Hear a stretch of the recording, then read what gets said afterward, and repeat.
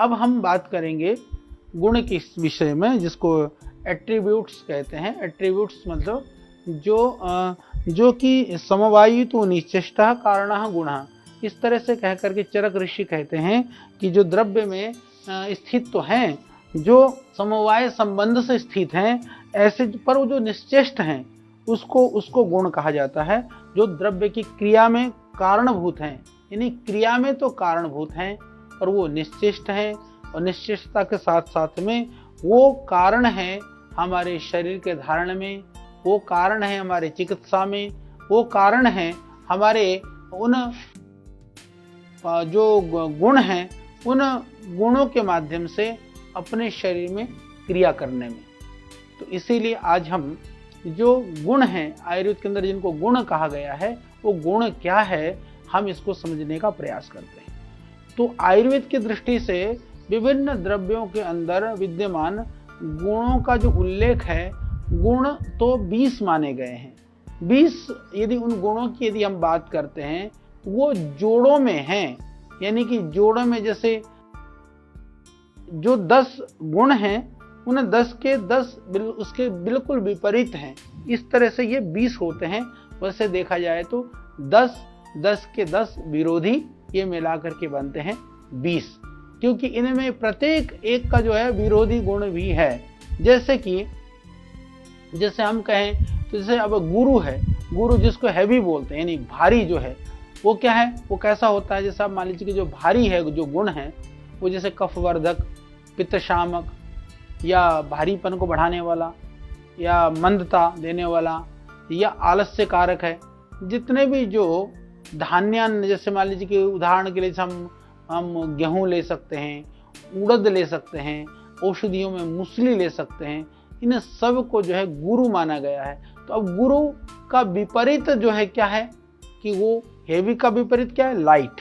तो लघु कैसे होते हैं, वो कहा कि वात पित्त को बढ़ाते हैं और अग्नि को बढ़ाने वाले होते हैं, कफ का शमन करने वाले होते हैं, और जो पाचन को देने वाले होते हैं, जो ताजगी को देने वाले होते हैं, स्फूर्ति को देने वाले होते हैं। जैसे कि हम बात कर सकते हैं मूंग है, खील है, या चौलाई है, या कमलगट्टा है, ये सब लघु हैं, ये लघु द्रव्यों के अंतर्गत आते हैं। इनको समझिए। मैं एक बात यहाँ पर थोड़ा सा समझाना चाहता हूँ। ये गुरु लघु की बात करते हुए, गुणों की बात करते हुए, जैसे हमने रस को समझा, रस के साथ साथ इसको जानना इसलिए जरूरी है कि उस रस के साथ साथ में जो उस पदार्थ का जो गुण है, रस, गुण, वीर्य, विपाक और प्रभाव, इनको यदि थोड़ा सा समझ लेंगे तो एक तरह से समझिए कि रस से ये और गहन की तरफ हम जा रहे हैं, गहनता की तरफ जा रहे हैं, जिससे कि आपको अपने शरीर को ठीक रखने के लिए, रोग मुक्त रखने के लिए भी ये जानना बहुत ज़रूरी है। और जो चिकित्सक हैं आयुर्वेद में, तो ये इसलिए पढ़ाया जाता है क्योंकि चिकित्सक बनने के लिए, चिकित्सा के लिए इसको जानना अत्यंत आवश्यक तो होता है। जो पदार्थ के जितने भी जो स्वरूप हैं उनके अंदर ये 5 चीज़ें कि आप रस, गुण, वीर्य, विपाक और प्रभाव, ये 5 चीज़ें महत्वपूर्ण मानी गई हैं। तो अब मैं आपको ये बताना चाह रहा था कि इनमें से ये जो 5 में से हमने रस की बात तो करी, ये गुण भी इसलिए बहुत ही महत्वपूर्ण है। तो हमने जैसे बताया आपको हैवी यानी भारी जो गुरु है, फिर लाइट यानी लघु। अब तीसरा नंबर पर है मंद। मंद का अर्थ होता है माइल्ड। माइल्ड जैसे क्या होते हैं, जो कफ बढ़ाने वाले हैं या वात पित्त का शमन करने वाले हैं, इस शरीर में किसी तरह से जो आलस्य को भी बढ़ाते हैं, या जो थोड़ी सी कम क्रियाशीलता को दिखाते हैं, या जो शिथिलता को दिखाते हैं, या हम इसको कह सकते हैं कि जो मंदता कारक होते हैं। जैसे कि उसके लिए हम बात कर सकते हैं कुष्मांड, यानी कि जितने भी कद्दू वाली जो प्रजाति है, लौकी है, खीरा है, या आप ककड़ी है, इस तरह के जो द्रव्य होते हैं। ये चौथा होता है जिसको हम तीक्ष्ण द्रव्य कहते हैं। तीक्ष्ण द्रव्य में वो हो गए शार्प जो होते हैं। शार्प कैसे होते हैं, वात पित्त को जो बढ़ाने वाले होते हैं, या जो कफ का शमन करने वाले होते हैं, या जल्दी से जिसको प्रभाव एकदम दिखाई देने लगता है, ऐसे जो द्रव्य होते हैं, या जल्दी से जो जिसको ग्रहण किया जा सकता है, समझा जा सकता है। ऐसे हो सकते हैं कि जैसे जो द्रव्य लगाते एकदम भिलावा है, लगाते एकदम जो है ना वो छाला कर देगा, मिर्ची खाते एकदम लगेगी, तो इस तरह के जो द्रव्य हैं ये इसके अंतर्गत आते हैं। जो पांचवा उसको बोलते हैं स्निग्ध अनकटस। जो अनकटस है वह स्निग्ध द्रव्य जिनको कहते हैं पित्त कफ वर्धक होते हैं। इनको वात और अग्निशामक माना गया है। जो मृदुकारी यानी मृदुता को देने वाले होते हैं, जो आर्द्रता और स्नेहक वाले होते हैं, या जो ऊर्जा को प्रदान करने वाले होते हैं, या जो करुणा या कोमलता को या अनुराग को बढ़ाने वाला, ऐसा माना जाता है। जैसे कि जो खाने में भी थोड़ी सी मधुर स्निग्ध टाइप लगते हैं, जैसे कि आप मानिए जैसे बादाम है, या जितने भी जो ड्राई फ्रूट्स में ज़्यादातर जैसे तिल वगैरह द्रव्य जो हैं उसके अंदर आते हैं। जो नॉन अनकटस जो द्रव्य होते हैं जिसको हम रुक्ष कहते हैं, तो जो नॉन अनकटस द्रव्य में जो वायु और अग्निवर्धक तो करते हैं, पित्त कफ शामक भी होते हैं, रुक्षता भी बढ़ाते हैं, जो शरीर में कब्ज वगैरह को बढ़ाने वाले, जो उत्तेजना देने वाले, जैसे हमारे यहाँ ऐसे द्रव्यों में जो गुगलू है, जो यव है, ये सब द्रव्य हैं। यव मतलब जौ आदि द्रव्य को उसके अंदर माना गया है। जो सातवां है उसको शीत, यानी कि शीत कहते हैं कोल्ड को, सर्दी को, जो वात और कफ को बढ़ाने वाले हैं। जो वात कफ बढ़ाएंगे तो पित्त का शमन करेंगे ही करेंगे। जो शीतलता को देने वाले हैं, जो शून्यता को देने वाले हैं, जो मूर्छा या भय या असंवेदनशीलता को उत्पन्न करने वाले हैं, वो जिस तरह के, जैसे आप समझिए कि वो चंदन है, दूब है, इस तरह के द्रव्यों को आयुर्वेद में माना गया है।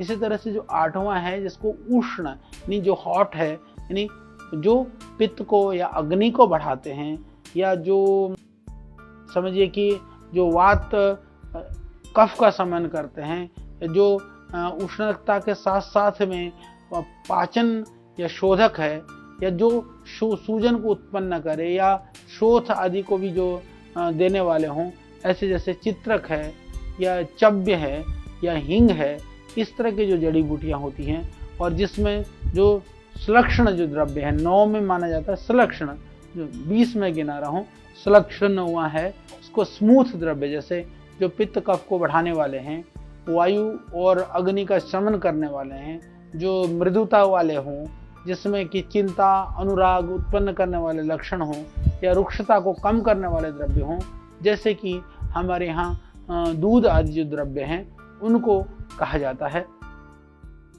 10वां नंबर पर है खर।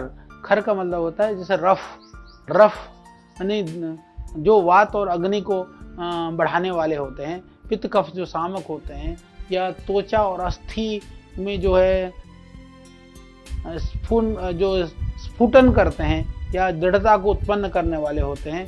उदाहरण के लिए जैसे जौ है, चना है, इन सारे द्रव्य कहलाते हैं। 11वें में जिसको हम कह सकते हैं सांद्र, जो सॉलिड द्रव्य हैं। सॉलिड द्रव्य क्या करते हैं? कफ को बढ़ाते हैं, वात पित्त और अग्नि का शमन करते हैं। उदाहरण के लिए जैसे मक्खन है, दही है, इन द्रव्यों को हम वो मान सकते हैं।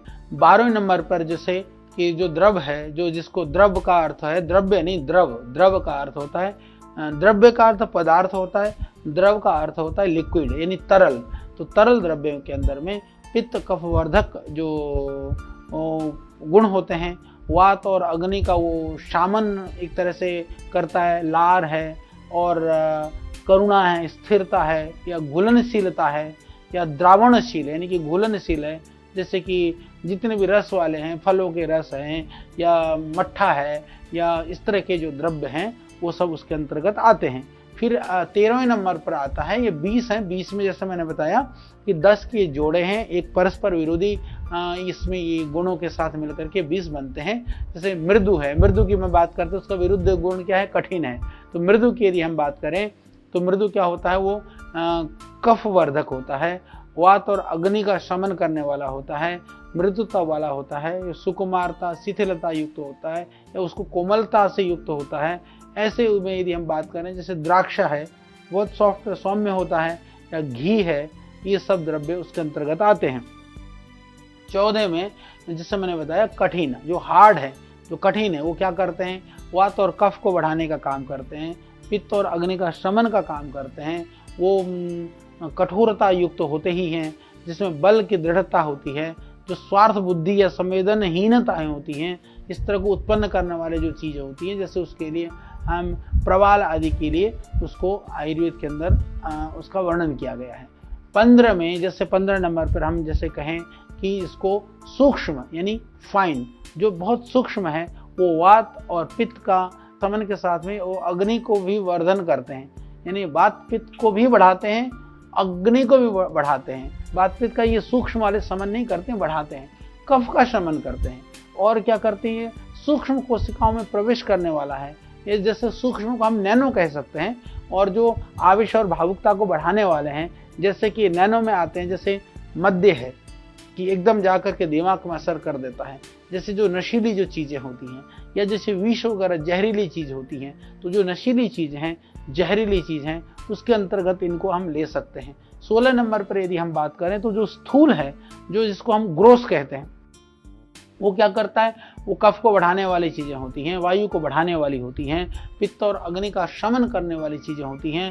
जो अवरोध और क्या है, स्थौल्य कारक है, मोटापा को बढ़ाने वाली चीज़ें होती हैं। मोटापा कौन बढ़ाता है, जैसे लड्डू हैं, या आटे वगैरह हैं, या हलवा वगैरह है, या मालपुए वगैरह हैं, इस तरह के जितने भी द्रव्य हैं वो उसके अंतर्गत आते हैं। 17 नंबर पे यदि मैं बात करूँ, स्थिर, स्थिर मतलब जो स्टेबल हैं। स्टेबल क्या होता है, जो कफ का वर्धन करता है, या वात पित्त का और अग्नि का जो समन करने वाले होते हैं, या जो स्थिरता को देने वाले होते हैं, या जो अवरुद्धता को देने वाले होते हैं, जिससे जो कब्ज वगैरह भी करने वाले होते हैं, या हमारी धारण करने की शक्ति को, निष्ठा शक्ति को उत्पन्न करने वाले होते हैं। ये सारे जितने भी जो रसायन द्रव्य हैं आयुर्वेद के अंदर वर्णित जो रसायन है, चाहे वो आमल की है, चाहे वो हरित की है, चाहे वह निर्गुंडी है, इस तरह के जो बनने के बाद में जो द्रव्य बन जाते हैं, उन सबको इसके अंतर्गत माना गया है। फिर अनस्टेबल, जो अनस्टेबल द्रव्य हैं, जिनको आयुर्वेद के अंदर सर कहा जाता है, ये 18 है, 20 में से मैंने 18वां ये नंबर आपको बता रहा हूँ। सर जो अनस्टेबल हैं, जो वात और पित्त एवं अग्नि को बढ़ाते हैं, ये वायु को भी बढ़ाते हैं, ये पित्त को भी बढ़ाते हैं, अग्नि को भी बढ़ाते हैं, ये कफ का भी शमन करते हैं, और शक्ति को गमन गने चलने की जो गमन शक्ति है, कंपन है, बेचैनी है, यानी कि जितने भी गति वाली जो चीज़ें हैं ना, जो चलायमान वाली जो चीज़ें हैं, या जैसे निष्ठा का विरोधी गुण अनिष्ठा है, इस तरह की चीज़ों को यानी उत्पन्न करते हैं। तो उदाहरण के लिए जैसे होते हैं ना, जो अवतर्पण द्रव्य, जो जिससे इन सब चीज़ को निकाला जाता है, इस तरह का अवतर्पण का अर्थ है कि शरीर में से जो अनेक जो दोषों को निकालने वाले जो द्रव्य होते हैं वो इसके अंतर्गत आते हैं। और 19 नंबर पर विशद, नॉन जो स्लिमी द्रव्य हैं, नॉन स्लिमी को हम बोलते हैं विशद। विशद के अंतर्गत जो वात पित्त और अग्नि को वर्धन करने वाले जो द्रव्य होते हैं, कफ के समन करने वाले द्रव्य होते हैं, जो चीज़ों को अलग अलग करके या ध्यान का अपकर्षण करते हैं, जो उस तरह के द्रव्य हैं। उदाहरण के लिए से नीम है या क्षार है, इस तरह के जो द्रव्य हैं उसके अंतर्गत आते हैं। 20वां नंबर है पिच्छिल, जिसको स्लिमी कहते हैं। स्लिमी यानी कि कफ वर्धक उसको माना गया है, वात पित्त और अग्निशामक है, जो संधान कारक है, अस्वच्छता अस्पष्टता का कारक है। उदाहरण में जैसे लिशोड़ा वगैरह, निर्यास वगैरह, जो गोंद वगैरह निकलते हैं, जो जैसे होते हैं ना, जिसमें चिपचिपाहट वगैरह होती है, इस तरह से। तो इसको आप समझिए कि गुण, रस, गुण, वीर्य, विपाक और प्रभाव की बात इसलिए जानना जरूरी है क्योंकि ये आयुर्वेद की दृष्टि से, चिकित्सा की दृष्टि से, या आपको निरोग रहने की दृष्टि से बहुत ही महत्वपूर्ण है। और जहाँ तक गुणों की बात है, मैं आपको ये बता देना चाहता हूँ कि ये जो गुण द्रव्य है भौतिक दृष्टि से नहीं, ये औषधीय दृष्टि से इनको समझना बहुत ज़रूरी है। यानी कि भौतिक दृष्टि से तो गुणों का एकदम पता नहीं चलता है, पर औषधीय दृष्टि से बहुत महत्वपूर्ण है। जैसे कि अलग अलग द्रव्यों को सेवन करने के बाद में जो शरीर में प्रभाव पड़ता है, इसके आधार पर ही इन गुणों का निश्चय किया जाता है। जैसे कोई पदार्थ हाथ में उठाने पर भारी या गुरु लगता है, तो उसके आधार पर हम उसको गुरु नहीं कहते हैं, परंतु गुरुत्व है कि पचने में जो समय लगाता है उसको हम गुरु कहते हैं। या जो लघुत्व है कि जो पचने में कम समय लगता है उसको लघु कहते हैं। इसी पदार्थ से जो देर से पचते हैं वो गुरु हो गए, शीघ्र पचने वाले लघु हो गए। इसी तरह से जैसे राई है, स्पर्श में वो शीतल लगती है, पर यदि उसको गुण की दृष्टि से देखें तो वो उष्ण है।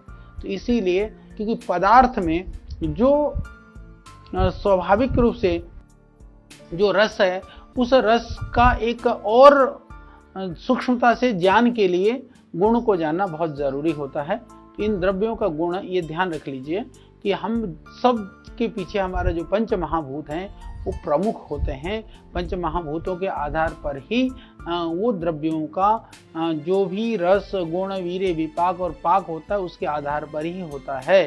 तो यहाँ पर गुण की यदि हम बात करें तो जिस द्रव्य में पृथ्वी महाभूत की प्रधानता होती है वो गुरु गुण वाला होता है, जबकि जिस द्रव्य में आकाश महाभूत की प्रधानता होती है वह भी हम लघु गुण वाले मानते हैं। यानी कि पहले भी बता चुके हैं कि हम द्रव्यों में विद्यमान रस और गुण के आधार पर उसका शरीर पर क्या कर्म होता है, क्या प्रभाव होता है, ये हम इसको अनुमान लगाते हैं। और केवल रस के आधार पर द्रव्य का गुणों का पूर्णतः अनुमान नहीं लगाया जा सकता है। अब हम बात करते हैं वीर्य की, यानी वीर्य मतलब पोटेंसी, रस, गुण, वीर्य। तो किसी भी औषधि में अनेक प्रकार के जो गुण होते हैं, उन गुणों में जो सबसे अधिक शक्तिशाली और सक्रिय होता है उसको यानी रोग के उपचार की दृष्टि से उसको मुख्य सहायक मानते हैं, इसीलिए वह वीर्य कहलाता है। क्रिय ये नशा क्रिया, यानी कि वीर्य रस से अधिक शक्तिशाली है, अतः यह रस के प्रभाव को गौण या अप्रधान कर देता है। इसीलिए हम कह सकते हैं कि वीर्य के आधार पर ही औषध द्रव्यों को मुख्यतः हम दो भागों में बांटते हैं। आयुर्वेद की दृष्टि से हम कहते हैं यह उष्ण वीर्य का है या ये शीत वीर्य का है। इसके लोक व्यवहार में यदि हम कहते हैं ना ये तासीर, इसकी तासीर गर्म है, इसकी ठंडी है, वस्तुतः यही वीर्य है। यह रोगी की प्रकृति के अनुसार फिर हम चयन करते हैं उष्ण वीर्य की औषधि देनी है इसको या शीत वीर्य की औषधि देनी है। इस प्रकार वीर्य के कारण ये औषधि द्रव्य रोगों को नाश करते हैं और स्वास्थ्य को बना करके रखते हैं। तो गुण आपका हो गया रस, गुण और वीर्य। तीसरा है विपाक। जो विपाक का अर्थ होता है पोस्ट जो डाइजेस्टिव जो इफेक्ट है, यानी जठराग्नि के संयोग से द्रव्यों का जो पाचन के समय में जो अन्य रस उत्पन्न करता है, यानी कि बाहर के रस के अलावा भी जो पाचन के समय जो दूसरा रस बनता है उसे विपाक कहते हैं।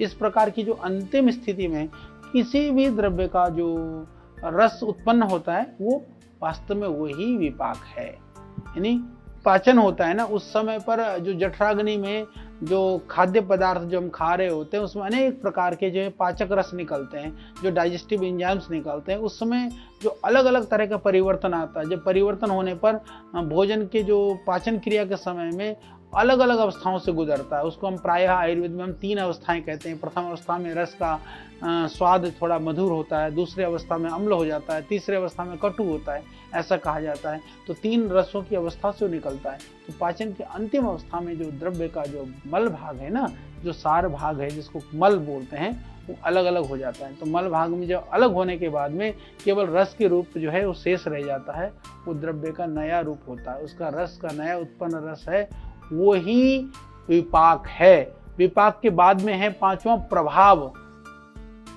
स्पेसिफिक जो एक्शन है, जो लास्ट में जो प्रभाव है। उपरोक्त विवरण से हम ये समझ सकते हैं कि औषधि द्रव्य जो है रस, गुण, वीर्य, विपाक, इसके आधार पर शरीर में काम करते हैं। ये आप इसको समझिए। इसलिए हमने इस विषय को, हालांकि ये चिकित्सा का विषय ज़्यादा है पर आपको जानना बहुत ज़रूरी है, इसलिए हमने इसको बताने का प्रयास किया। इस रस आदि जो द्रव्य में कुछ शरीर में किसी भी अनुरूप कार्य नहीं करते, यानी कि शरीर पर अलग अलग प्रकार की क्रियाएं होती है जिससे रोग विशेष शांत होता है या बढ़ता है, या किस तत्व के आधार पर ये क्रिया होती है, यह सब तत्वों का ही प्रभाव है। यानी कि हम यदि दूसरे शब्दों में कहें, यदि आपको थोड़ा समझाने की दृष्टि से कहें कि आप इसको समझिए कि जो द्रव्यों में रस होता है या वीर्य है या विपाक है, ये समान होने पर भी कभी कभी जो है ना अलग अलग काम करते हैं, तो वही प्रभाव है। यानी कई चीजें तो समान है परंतु लास्ट में देखते हैं तो काम जो है वो अलग तरह का करता है, यानी अलग तरह का वो जो है गुण दिखाता है, अलग तरह का कार्य दिखाता है, उसको हम प्रभाव कहते हैं। तो हम इसको, क्योंकि सबसे पहले हमें जानना जरूरी है पदार्थ के रस को। जैसे मैंने बताया आपको, जो रस है, हम रस जिसको हम टेस्ट कहते हैं, जिसको हम एक तरह से तो स्थूल रूप से जो द्रव्य की एक तरह से हम पहचान करते हैं, खाते समय, स्वाद लेते समय एकदम पता चलता है, ये सबको पता चलता है। इतना तो हम सीख लें, फिर उसके बाद उसके जो गुण हैं या उसका जो वीर्य है और जो विपाक है, प्रभाव है, ये थोड़ा सा हम ध्यान देंगे तो ये भी पता चलने लगता है। ये अमुक गर्म है, अमुक ठंडा है, अमुक खा करके पेट में जलन हो गया, अमुक खाने से सूजन बढ़ी, अमुक खाने से सूजन उतरी, या अमुक खाने से एकदम पेट में भारीपन हो गया, अमुक खाने से जो है ये तो मल निकल गया। ये जितनी भी बाद की क्रियाएं हैं, यानी कि जो स्वाद के बाद की जितनी क्रियाएं हैं, ये 5 भागों में इसलिए ऋषियों ने वर्णन किया। इसको आप समझिए। हमारी परंपराओं में हालांकि ये चीज़ें प्रचलन में थोड़ी बहुत तो हैं कि ये खाने से ये तो भाई पेट में भारी कर देता है, अरे भाई इसको खाने से तो ये तो जो है ना, ये तो बिल्कुल ये तो गर्मी कर देगा, ये तो ठंडा कर देगा, ये तो खा करके एकदम कमजोरी सी लगती है, इसको खाने के बाद तो एकदम नींद से आ जाती है। यही है सब रस, गुण, आपका वीर्य, विपाक और ये सब प्रभाव। ये अलग अलग स्थिति में हम अलग अलग तरह से बोलते हैं, करते हैं, महसूस करते हैं। इसको समग्र रूप से एक जगह पर समझाने का हमने प्रयास किया है। तो आप इसको जान करके अपने आहार का चयन करिए, रसों का चयन करिए और शरीर को ठीक रखिए। तो आयुर्वेद के विविध विज्ञानों के साथ, रहस्यों के साथ में और बाकी जानकारियों के साथ में हम आपके बीच में पुनः उपस्थित होंगे। तब तक के लिए आप हमको दीजिए विदा। ओम।